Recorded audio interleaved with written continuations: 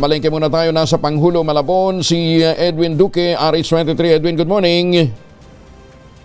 Ay bukod na Kuya Lidel, medyo mababa pa rin yun ang presyo ng manok dahil nasa 100 pesos sa Panghulo market dito sa Malabon.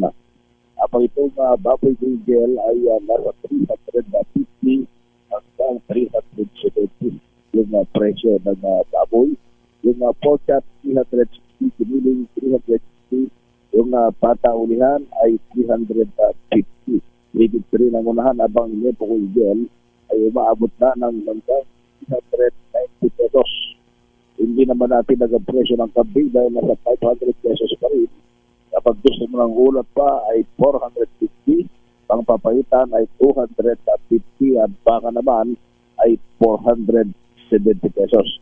Pero bumaba naman ang presyo ng mga isda, ang bangus, yung dating naibili natin ng 240 at 250, ngayon ay 200 pesos. Ito na yung pinakamagandang klase ng bangus tagupan. Pero kapag umabot na ito ng tanghali, minsan yung halos 1 kilo kuintel ay pagigili mo na lamang ng 120 at 150 pesos bawat isa.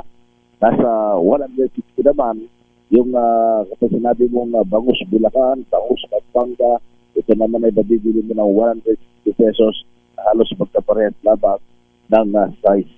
Ang tilapia ay itong pinakamagandang klase ng taguigel ay 110 pesos. Yung tilapia Bulacan ay mabibili mo ng 80 to 90 pesos.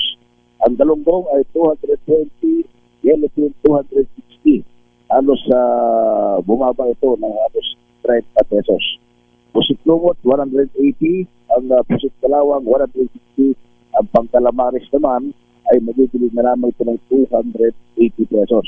Yung shrimps, wala sa dating 400, itong pinakamura, ngayon ay 320, susundan ng 500, 650, yung dating 1 to ay mabibili mo ng 800 pesos.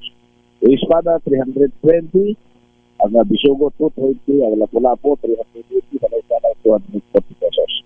Sa presyo naman ng mga gulay, halos hindi rin halos tumaas pa ko yun dahil itong pipino ay pinatili pa rin 120 pesos. Ang sayote ay 200 pesos. Ang palaya, 160, pero yung bilog, mas mahal bahagya ng 180 pesos bawat kilo. Kalabasa, 60 pesos pa rin. Kamatis, meron pa rin nabibili ng 40, 50 hanggang 80 bawat kilo. Wala pagalaw ibang presyo ng mga gulay at prutas. Wala pa rin yung paggalaw, maliban sa saging na 90, kapag mga pinagkakatan.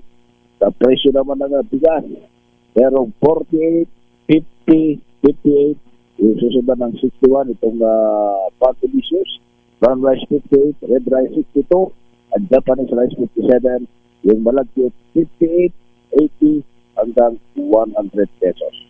Yan, Kuya Jill, ating apply sa laboratory ng report. Maraming dito sa Panghulo, Malabon. RH23, Edwin Duque, nagulang sa DCRH, una sa Pilipinas. Maraming salamat, Edwin.